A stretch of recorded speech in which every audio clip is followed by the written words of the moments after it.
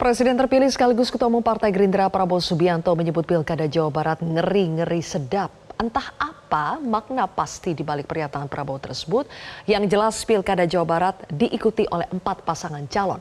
Bahkan partai-partai yang tergabung dalam Kimples pecah 3 di Pilkada Jawa Barat. Kami akan membahas ngeri-ngeri sedapnya Pilkada Jawa Barat bersama dengan Wakil Ketua Umum Partai Gerindra Habibur Rahman, juru bicara PKS Muhammad Khalid, serta analis komunikasi politik Unpad Dadang Rahmat Hidayat. Selamat malam Bang Habib, Bang Khalid, dan Pak Dadang. Selamat malam. Assalamualaikum. Selamat malam. Waalaikumsalam. Assalamualaikum. Oke, Bang Habib, atensi khusus dari Bapak Prabowo soal Pilkada Jawa Barat sampai disebut ngeri-ngeri sedap. Ada apa sih di Pilkada Jawa Barat, Bang? Ya, sebagaimana yang disampaikan oleh Pak Prabowo ya, bahwa di tingkatan nasional kita berkoalisi ya, Kimples sekarang. Hampir semua partai parlemen kecuali PDI Perjuangan plus beberapa partai di luar parlemen. Tapi di tingkat daerah kita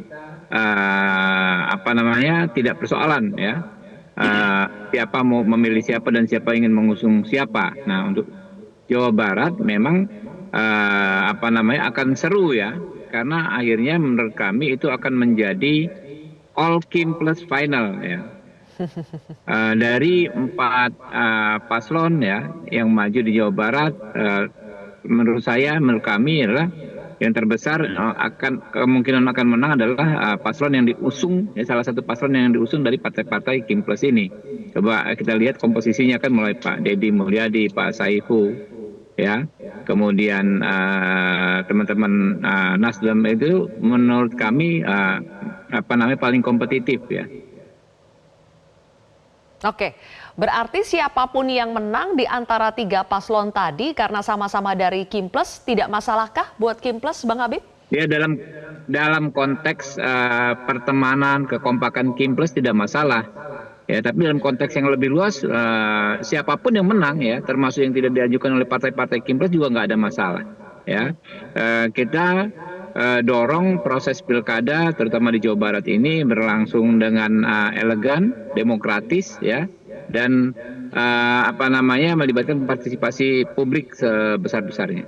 Oke, kalau Gerindra sendiri kan mengusung Deddy Mulyadi ya, Bang Habib. Apakah itu berarti dari Gerindra merasa Deddy tidak akan menang mudah di Jawa Barat? Di setiap daerah yang kami usung ya, tidak akan ada yang menang mudah ya. Sekarang ini kan lebih ke sosok figur ya. Masyarakat memilih calon-calonnya berdasarkan figur. Memang betul ada pengaruh dari endorsement partai maupun tokoh nasional seperti Pak Prabowo. Tapi balik lagi kembali ke figur.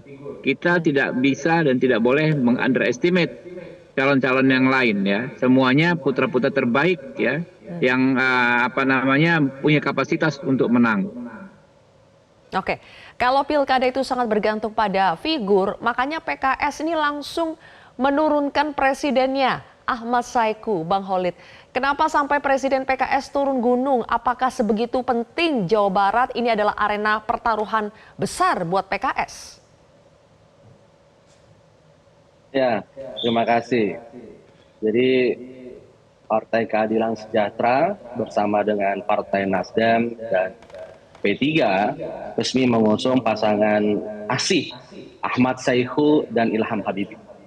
Jadi memang aspirasi dari keluarga besar Partai Keadilan Sejahtera, warga Jawa Barat, tokoh alim ulama itu begitu besar kepada Bapak Ahmad Saiku untuk berlaga di Jawa Barat. Dan aspirasi yang begitu besar inilah yang kemudian kami tangkap dan kami wujudkan untuk mengusung Ahmad Saiku dan Ilham Habibie di Pilkada Jawa Barat. Karena begini Mbak Zulfia, PKS ini memiliki sejarah di Jawa Barat. Ya. Kita di eranya Kang Aher, di tahun 2008 kita pernah menang, kemudian dilanjutkan 2013 kita pernah menang, dan artinya kita pernah 10 tahun Partai Keadilan Sejahtera, kader Partai Keadilan Sejahtera itu memimpin Jawa Barat. Ada semacam aspirasi yang begitu kuat di akar rumput agar kita bisa berkontestasi, menyodorkan kader terbaiknya untuk berkontestasi. sebagaimana disampaikan oleh Bang Habibur Rahman tadi, bahwa Jawa Barat ini sangat menarik karena calonnya begitu beragam. Dan seperti disampaikan dalam pidatonya Pak Ahmad Syahiku pada waktu pendaftaran di KPU, bahwa PKS bukan hanya ingin melanjutkan kesuksesan di era sebelum-sebelumnya, eranya Kang Aher, eranya Kang Emil, tapi juga ingin memastikan bahwa ketika nanti terpilih, Jawa Barat akan senafas, seirama perjuangan dan program pembangunan di pemerintahan pusat. Oke. Pak Dadang, Anda melihat Jawa Barat ini menjadi ngeri-ngeri sedap, apakah karena memang pertarungannya terutama antar paslon yang diusung Kimples ya? Ada Gerindra Golkar, kemudian juga ada PKS Nasdem, kemudian PKB mengusung sendiri. Apakah ini akan menjadi pertarungan sengit? Ya, kalau di atas kertas ya tentu Kimples ini plus dalam tanda petik di luar yang di Jakarta ya. Tentu cukup kuat ya Kang Deddy Mulyadi dengan Kang Erwan ini. Pertama pengaruh partai, tapi juga pengaruh personalnya. Tetapi betul Kang Muhammad Khalid tadi menyampaikan, pernah juga Kang Aher dulu ya dengan underestimate dari banyak pihak, tapi juga bisa menang begitu. Jadi mungkin ini yang dimaksud oleh Pak Prabowo di Jawa Barat ngeri-ngeri sedap. Ditambah mungkin di Jawa Barat juga sebetulnya tidak ada partai yang selalu menang setiap pemilu begitu ya. Di situ artinya masyarakatnya sangat dinamis. Di atas kertas bisa menang, tetapi juga jika proses komunikasi politik dalam konteks kampanye nanti ada hal-hal yang sangat signifikan bisa mengubah arah pilihan, bukan tidak mungkin yang dianggap tidak kuat di atas kertas bisa muncul secara optimal. Tidak hanya Pak Ahmad Saiku dengan Pak Ilham Habibie, tadi Asih ya, juga Pak Acep Adang Ruhyat, Gita dengan Gitanya, kemudian Pak JJ dengan Ronaldnya, bukan tidak mungkin itu juga bisa memberikan kejutan-kejutan yang tidak diduga. Tetapi saya lihat bahwa kalau Kang Deddy Mulyadi dan Kang Erwan ini, khususnya Kang Deddy Mulyadi ya, pada fase sebelumnya kan dengan Kang RK.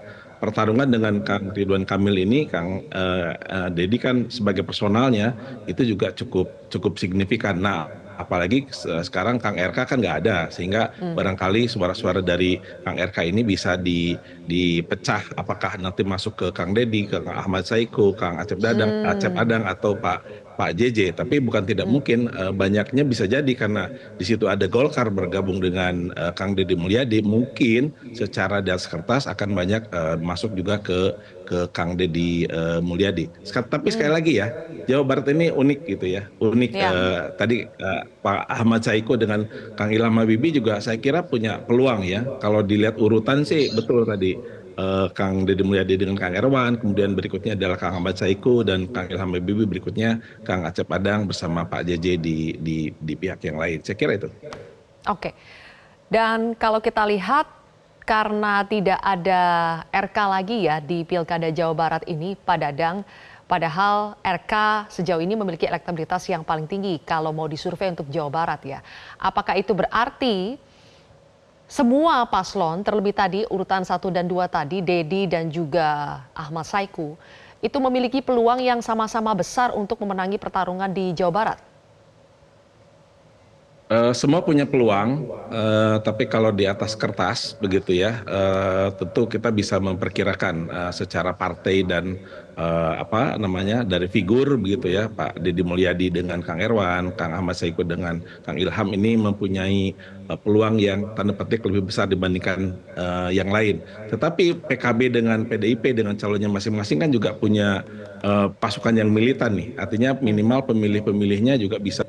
Kalau solid itu juga cukup lumayan sebetulnya. Oke. Menghadapi persaingan di Jawa Barat nih Bang Habib, ngeri-ngeri sedap kata Pak Prabowo, apakah itu terutama setelah ternyata Presiden PKS Ahmad Saiku ikut turun juga bertarung di Jawa Barat, padahal ini kan cukup di ujung-ujung ya. Akhirnya Ahmad Saiku itu confirm bersama dengan Ilham Habibie bertarung di Jawa Barat. Apakah itu yang akan memanaskan pertarungan di Jawa Barat? Ya mungkin diantaranya itu ya, kita tahu kapasitas Pak Ahmad Saiku kan luar biasa, Presiden PKS, artinya level beliau kan pimpinan nasional ya, pimpinan partai tingkat nasional. Dan ketokohan beliau di Jawa Barat juga cukup luar biasa, pernah wali kota ya, dan memang citranya sebagai orang Jawa Barat itu sangat melekat. Jadi salah satu diantaranya itu. Tapi calon-calon yang lain menurut kami juga karakternya kuat ya, sehingga ini sepertinya kalau di level provinsi menjadi salah satu pilkada yang paling seru lah nanti. Di level provinsi ini akan menjadi pilkada yang paling seru. Bang Khalid, apakah itu juga yang akhirnya membuat Presiden PKS memilih bertarungnya di Jawa Barat bukan di pilkada lain? Karena memang melihat potensi kemenangan PKS di Jawa Barat dengan mesin partai politik dan punya modal kursi di pileg kemarin 19 kursi ya, itu sudah sangat menjanjikan untuk bisa menang di pilkada Jawa Barat. Ya, seperti yang saya sampaikan bahwa karena aspirasi dari para tokoh, para ulama, baik kemudian warga begitu besar, itu menjadi faktor utama yang menggerakkan PKS untuk kemudian menugaskan Bapak Ahmad Saiku. Tapi di lain itu juga kita juga melihat Jawa Barat ini memiliki sebuah teritorial yang sangat strategis. Kalau kita berbicara dalam konteks politik, tentu Bang Habib pasti juga setuju Jawa Barat ini adalah populasi terbesar di Indonesia. Dan kalau kita berbicara tentang bagaimana kekuatan teritorial partai politik untuk bisa menempatkan kader terbaiknya, maka Jawa Barat mendapat bobot yang cukup besar. Sehingga saya kira semua partai politik melihat Jawa Barat sebagai epicentrum politik yang begitu penting, tidak mungkin akan dilewatkan. Di Jawa misal, Jawa Barat ini menempati posisi paling atas dari sisi jumlah voters atau pemilihnya, dan juga memiliki peran besar dalam proses pembangunan. Di Jawa Barat juga di sini kan terkumpul semua resources yang ada, terutama SDM terbaik. Ada kampus-kampus terbaik di sini, ada Universitas Indonesia, ITB, IPB, dan begitu banyak talenta-talenta anak-anak muda di sini, SDM terbaik berkumpul di sini. Sehingga kalau kita bicara tentang visi Indonesia emas, maka Jawa Barat emas itu menjadi sebuah keniscayaan.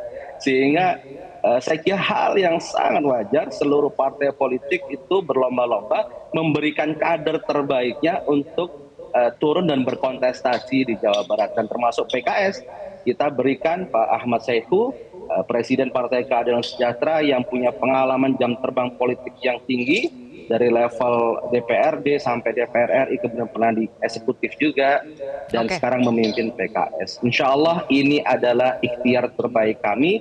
Kami ingin berikan ada Pak Ahmad Saiku yang didampingi oleh seorang teknokrat dan ilmuwan yang sangat ternama, yaitu Pak Ilham Habibie. Semoga ini adalah perpaduan. Kalau meminjam istilahnya almarhum Pak B.J. Habibie adalah imtak dan iptek ya.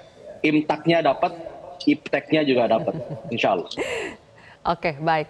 Pak Dadang, dari 3 paslon itu semua merupakan anggota dari Kimples ya secara nasional. Nah, kenapa Pilkada Jawa Barat ini berbeda dengan Pilkada Jakarta? Kalau Jakarta kan Kimples berusaha solid ya, ramai-ramai mengusung satu paslon. Tapi kalau Pilkada Jawa Barat, Kimples ini pecah 3. Kenapa itu berbeda treatmentnya antara Pilkada Jawa Barat dengan Jakarta? Boleh dijawab nanti Pak Dadang, kami jeda terlebih dahulu pemirsa, Prime News kembali sesaat lagi. Kita berkoalisi di tingkat nasional, tidak ada masalah di daerah.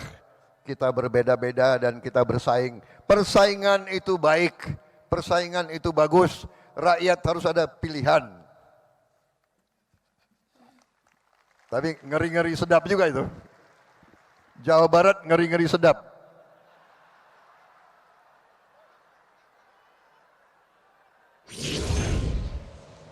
Pak Dadang, mengapa koalisi di Jawa Barat itu tidak seperti di Jakarta? Jakarta satu koalisi besar mengusung satu paslon. Kenapa di Jawa Barat berbeda?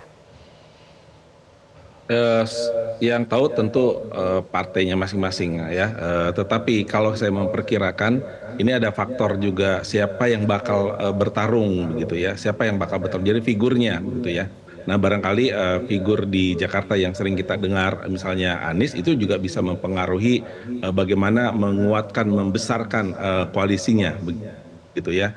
Di Jawa Barat kan sebetulnya yang sebelumnya dibicarakan hanya dua kan, Ridwan Kamil dengan apa dengan Deddy Mulyadi di awalnya. Begitu Ridwan Kamil ke Jakarta, maka sebetulnya peluang Deddy Mulyadi menjadi sangat besar ya.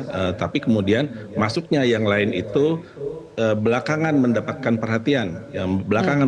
perhatian karena di Jawa Barat bahkan kemarin ada yang mengatakan ini siapa ya lawannya Deddy Mulyadi pasca RK tidak ada begitu ya. Nah, makanya dengan masuknya Pak Ahmad Saiku dengan Pak Ilham Habibie yang tadi sampaikan Bung Muhammad Khalid, saya kira itu juga bisa membuat peta ini cukup kompetitif kan begitu. Jadi tapi kalau lihat dari koalisi nasional kan Kim Plus dalam konteks nasional sebetulnya yang dikaitkan dengan partainya PKS dengan Nasdemnya atau bahkan PKB-nya kan itu juga berkoalisi di tingkat nasional. Saya kira nggak terlalu masalah siapapun yang jadi. Tetapi kalau lihat dari sisi figur, saya kira itu juga mempengaruhi kenapa Jakarta dengan Jawa Barat berbeda. Dan mungkin saja bukan hanya Jawa Barat dengan DKI saja, tetapi juga daerah-daerah lain. Pasti Bang Habibur Rahman juga punya pertimbangan-pertimbangan lain partainya di DKI seperti apa, di Jawa Barat seperti apa, di Jawa Timur dan sebagainya.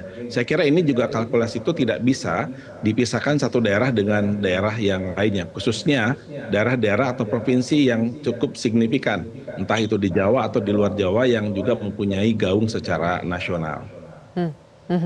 Jadi apa jawabannya Bang Habib, kenapa kalau di Jawa Barat itu boleh-boleh saja Kim Plus itu mencar-mencar begitu ya, mengusung paslonnya masing-masing, tapi kalau Jakarta sepertinya cukup kekeh kita bergabung bersatu mengusung RK saja? Ya, dimanapun boleh-boleh saja, sebagaimana disampaikan oleh Pak Prabowo. Kalau kita lihat di pilkada ini kan terjadi di 37 provinsi ya, yang tingkat gubernur kan macam-macam variasinya ya. Partai Kim Plus utuh ada kemudian terbagi dalam beberapa koalisi ya. Itu hal yang wajar tergantung dinamika masing-masing daerah dan masing-masing partai. Jadi sulit ya.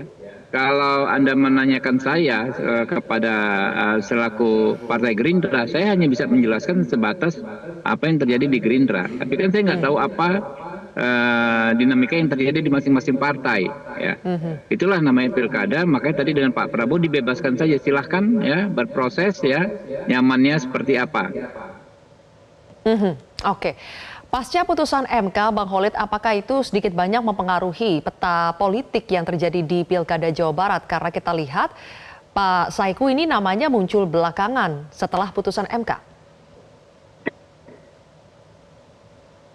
Ya, sebenarnya sebelum putusan MK pun kita sudah menjalin banyak komunikasi dengan beragam pihak, ya, dengan hampir seluruh partai politik kita menjalin komunikasi.